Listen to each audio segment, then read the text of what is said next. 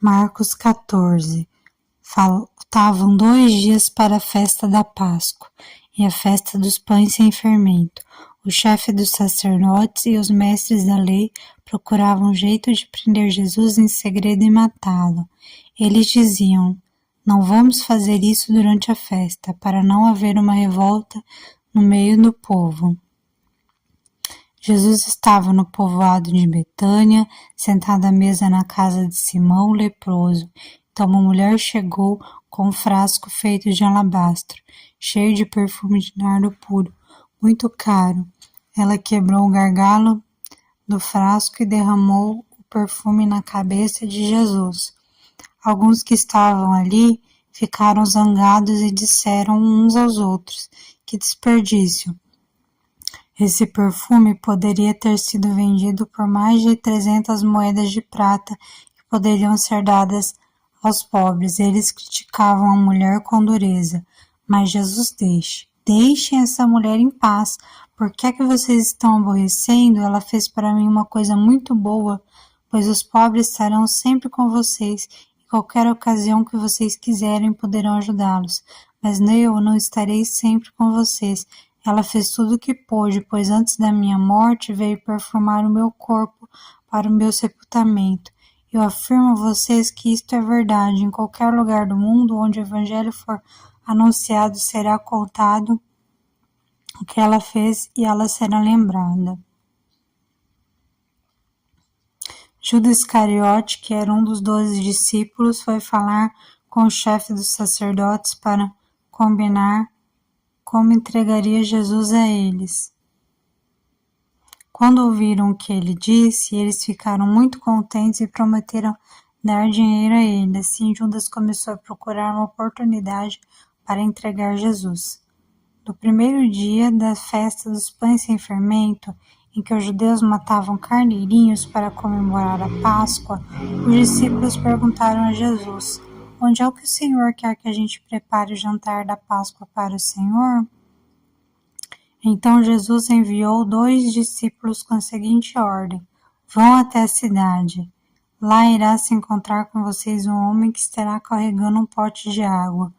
Vão atrás desse homem e digam ao dono da casa em que ele entrar que o mestre manda perguntar: onde fica a sala em que eu e os meus discípulos vamos comer o jantar da Páscoa? Então ele mostrará a vocês no jantar de cima uma sala grande, mobiliada e arrumada para nós. Prepare ali tudo para nós. Os 2 discípulos foram até a cidade. Encontraram tudo como Jesus tinha dito. Então preparem o jantar da Páscoa. Quando anoiteceu, Jesus chegou com os 12 discípulos. Enquanto estavam à mesa, no meio do jantar, ele disse: eu afirmo a vocês que isto é verdade. Um de vocês que está comigo vai me trair. Eles ficaram tristes e por um começaram a perguntar: o Senhor não está achando que eu sou? Está? Jesus respondeu: é um de vocês, é o que está comendo no mesmo prato que eu, pois o Filho do Homem vai morrer da maneira como dizem as Escrituras sagradas. Mas ai daqueles que está traindo o Filho do Homem. Seria melhor para ele nunca ter nascido. A ceia do Senhor. Enquanto estavam comendo, Jesus pegou o pão e deu graças a Deus. Depois partiu o pão e deu aos seus discípulos, dizendo: peguem, isto é meu corpo. Em seguida pegou o cálice de vinho e agradeceu a Deus. Depois passou o cálice aos discípulos e todos beberam o vinho. Então Jesus disse: isto é o meu sangue que é derramado em favor de muitos. O sangue que garante a aliança feita por Deus com o seu povo. Eu afirmo a vocês que isto é verdade. Nunca mais beberei deste vinho até o dia em que beber com vocês um vinho novo no reino de Deus. Então eles cantaram canções de louvor e foram para o Monte das Oliveiras. E Jesus disse aos seus discípulos: todos vocês vão fugir e me abandonar, pois as Escrituras dizem: matarei o pastor e as ovelhas serão espalhadas. Mas depois que eu for ressuscitado, irei adiante de vocês para a Galileia. Então Pedro disse a Jesus: eu nunca abandonarei o Senhor, mesmo que todos os abandonem. Mas Jesus lhe disse: Eu afirmo a você que isto é verdade. Nesta mesma noite, antes que o galo cante 2 vezes, você dirá 3 vezes que não me conhece. Mas Pedro repetia com insistência: Eu nunca vou dizer que não o conheço, mesmo que eu tenha que morrer com o Senhor. E todos os outros discípulos disseram a mesma coisa. Jesus e os discípulos foram para um lugar chamado Getsemane. E Jesus lhe disse: Sentem aqui enquanto eu vou orar. Então Jesus foi, levando consigo Pedro, Tiago e João. Aí ele começou a sentir uma grande tristeza e aflição, e disse a eles: A tristeza que estou sentindo é tão grande que é capaz de me matar. Fiquem aqui vigiando. Ele foi um pouco mais adiante, se ajoelhou, encostou o chão no rosto e pediu a Deus que, se possível, afastasse dele aquela hora de sofrimento.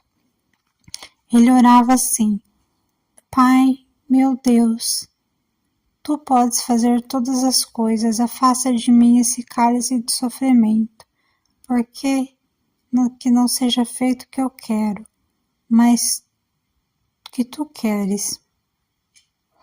Depois voltou e encontrou os 3 discípulos dormindo, então disse a Pedro: Simão, você está dormindo? Será que não pode vigiar nenhuma hora?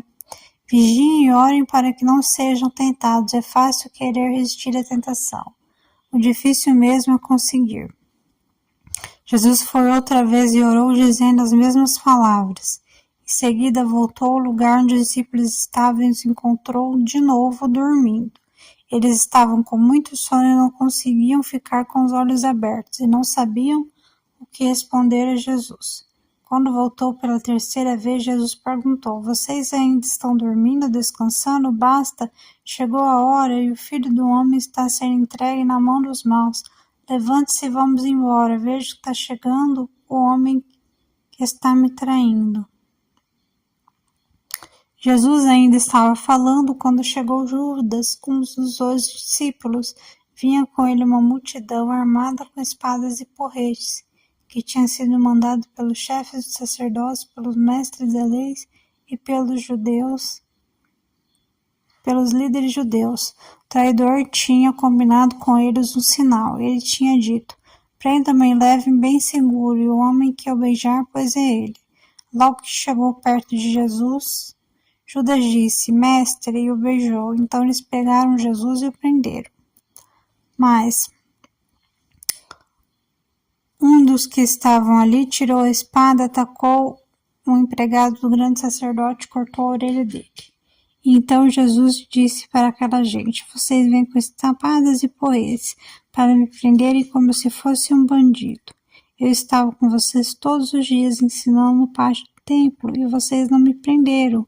Mas isto está acontecendo para se cumprir o que as Escrituras dizem. Então todos os discípulos abandonaram Jesus e fugiram. Um jovem enrolado no lençol seguia Jesus. Alguns tentaram prendê-lo, mas ele largou o lençol e fugiu nu. Em seguida, levaram Jesus até a casa do grande sacerdote, onde estavam reunidos os chefes dos sacerdotes, alguns dos líderes dos judeus e alguns mestres da lei.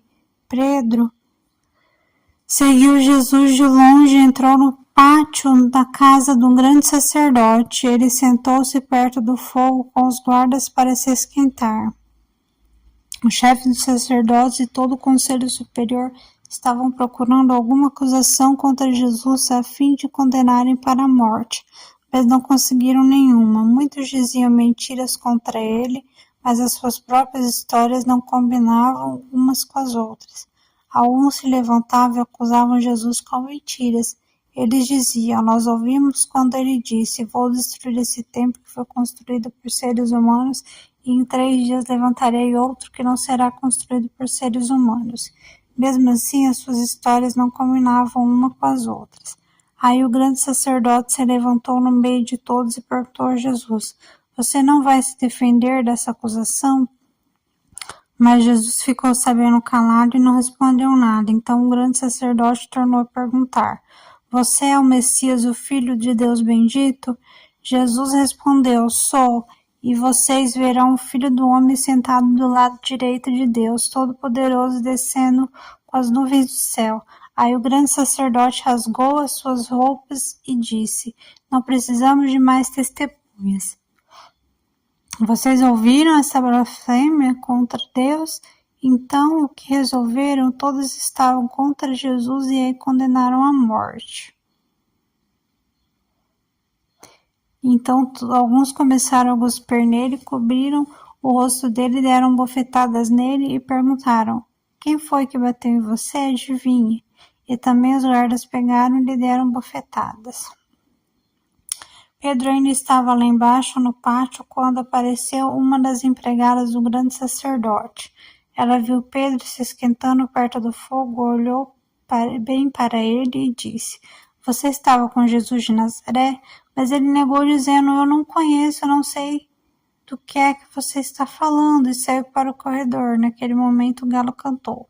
Quando a empregada viu ali Pedro, começou a dizer aos que estavam perto: Este é um homem dele. Mas ele negou outra vez. Pouco depois, as pessoas que estavam ali disseram: Não há dúvida que você é um deles, pois você também é da Galileia. Aí Pedro disse: Juro que não conheço esse homem de quem vocês estão falando, que Deus me castigue se não estou dizendo a verdade. Naquele mesmo instante, o galo cantou pela segunda vez. Pedro lembrou que Jesus tinha dito: Antes que o galo cante 2 vezes, você dirá 3 vezes que não me conhece. Então Pedro caiu em si e tornou a chorar.